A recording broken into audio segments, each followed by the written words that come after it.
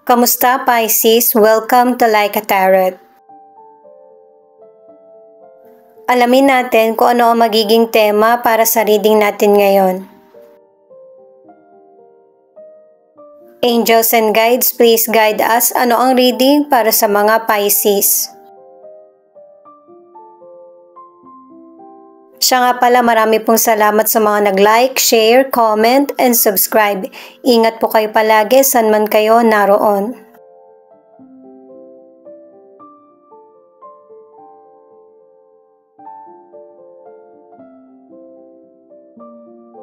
Ang tema na card natin ngayon ay Queen of Pentacles.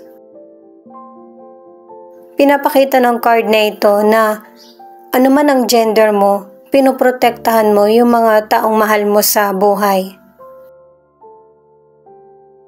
At ang paraan ng pagprotekta mo sa loved ones or sa person mo ay yung maibigay kung ano yung mga pangangailangan niya, lalo na kung patungkol man ito sa financial. At saka ang ilan sa inyo mahilig ka sa pets. Ibig sabihin mahaba yung pasensya mo. Meron ka rin namang temper pero depende kung paano ka i-provoke.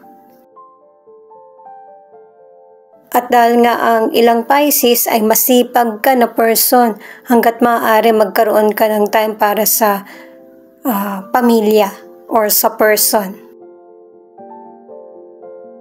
At saka ang ilan sa inyo, gusto mo na focus ka sa karir mo o kaya sa financial kasi gusto mo ng komportable na buhay. At saka ikaw din yung person na loyal at saka confident ka sa sarili mo.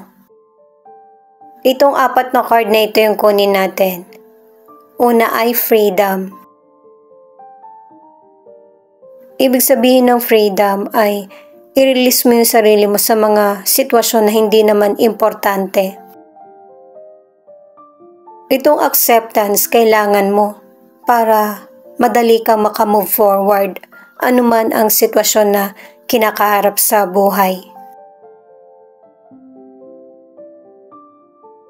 Itong surrender ay isa sa mga choice mo para makamove forward.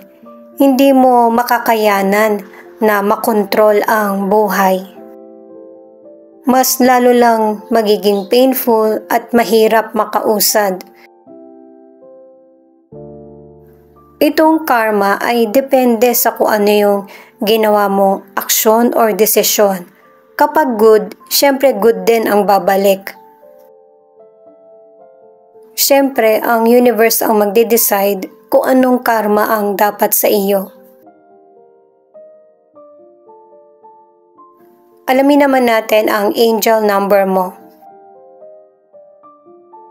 At saka sa mystical cards, pinapakita rin yung kasipagan mo. Pero kailangan mo din magpahinga at saka kung hindi para sa'yo, hindi talaga mapupunta sa'yo yun. Kaya ipaubaya mo lahat sa universe para good karma ang darating. Ang angel number mo ay 3, indication that source of love and wisdom are nearby and yours to benefit from. May mga taong willing mag-share para dagdag kaalaman sa iyo. 444. This is a sign your angels got your back. Good news is on the way. Tutulungan ka pa ng guide mo para makamit yung mga hinahangad mo sa buhay. Alamin naman natin kung bakit ipinakita ang Queen of Pentacles. Para sa mga bagong viewers, ang reading na ito ay timeless reading, general reading at guide po lamang kaya hindi po magre-resonate sa lahat. Kunin mo lang yung akma sa sitwasyon mo at kung kailan mo napanood ang reading na ito, yun ang start ng 1-week reading para sa'yo. Ikaw na bahala magpalit kung si person mo ito o ikaw. 4 of Pentacles, Page of Wands, at 10 of Cups. Ang ibig sabihin ng mga cards na ito ay yung magkaroon ka ng guidance at saka yung kaalaman patungkol sa wealth or yaman. Patungkol ito sa pagbalanse, pero hindi lang patungkol sa financial or money, kundi yung ibang importante din sa buhay mo. At saka malaki ang potential mo na maabot yung ambisyon mo sa buhay. Makakaramdam ka ng happiness at saka emotional fulfillment. Matutuwa din yung mga taong sumusuporta sa iyo. Sa career, ang ilan sa inyo, hindi ka naman talaga happy sa trabaho mo. Pero dahil sa maganda yung kita, ay pinagtitiisan mo ito.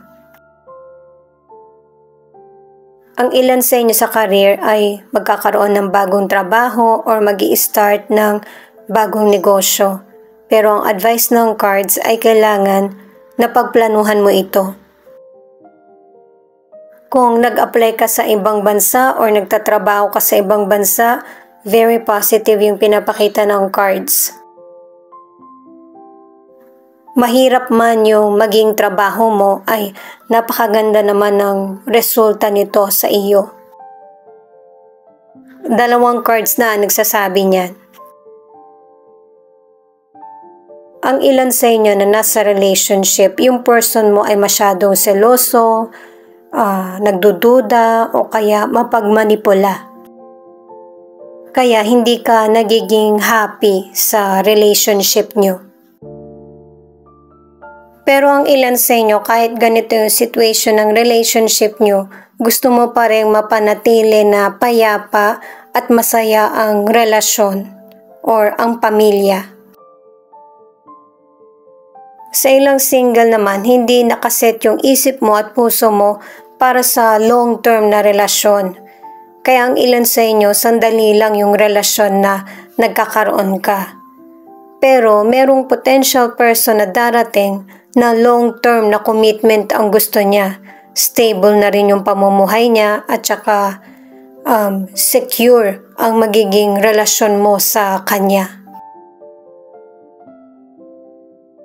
At saka ang ilan sa inyo, single ka man or nasa relationship, magkikita kayo ulit ng dati mong nakarelasyon. Sa hindi inaasahang lugar or panahon, ang ilan sa inyo pareho na kayong may sariling pamilya ng person.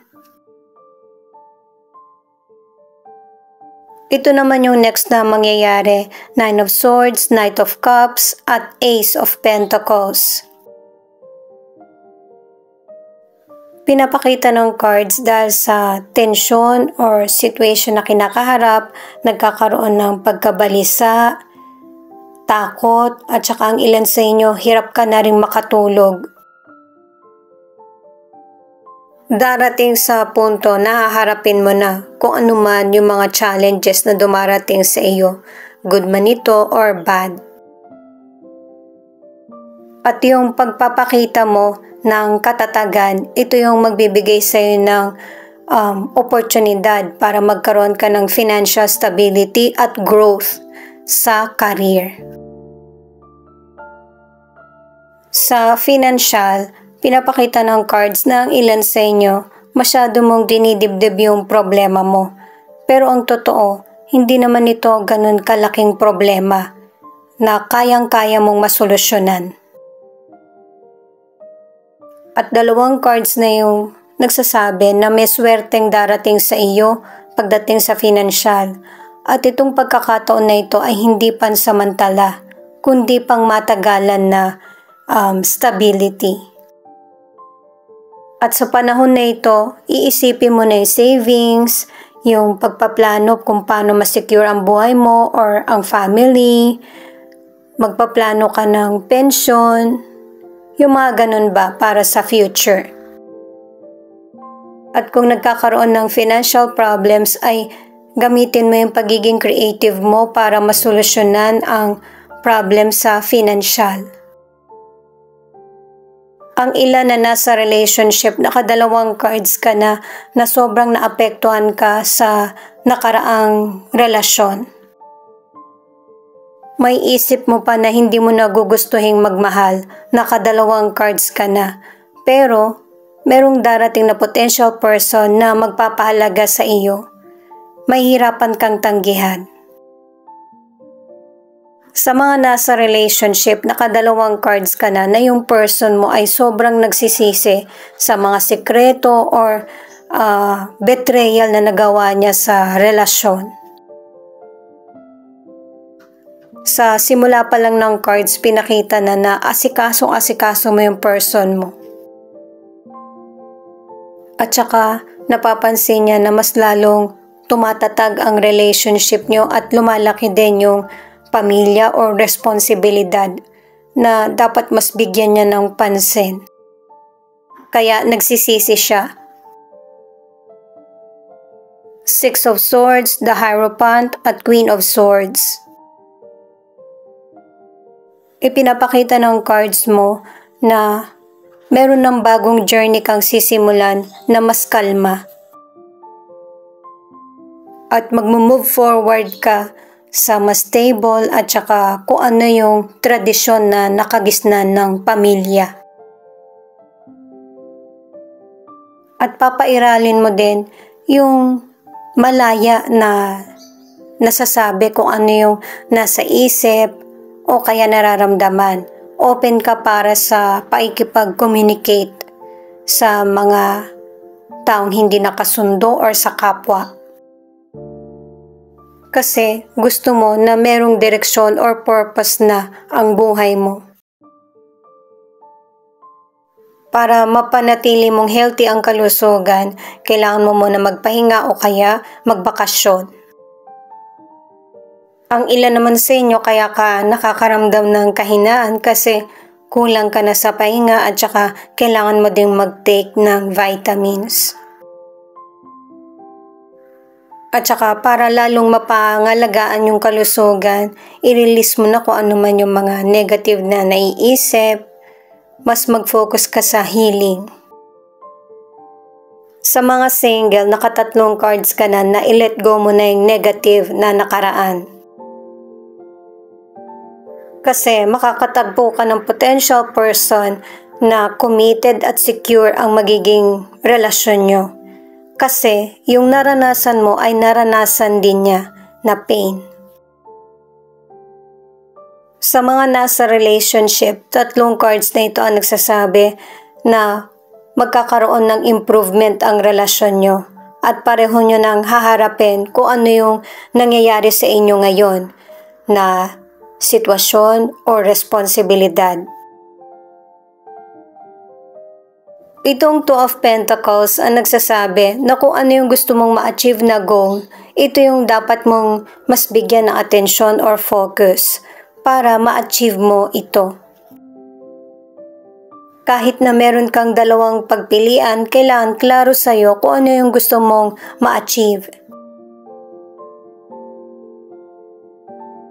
Itong Nine of Pentacles naman ay magkakaroon ka ng good news, abundance at saka kalayaan na magpapapuno sa damdamin mo or magpapasaya. At saka marami ka ng pinagsumikapan sa buhay.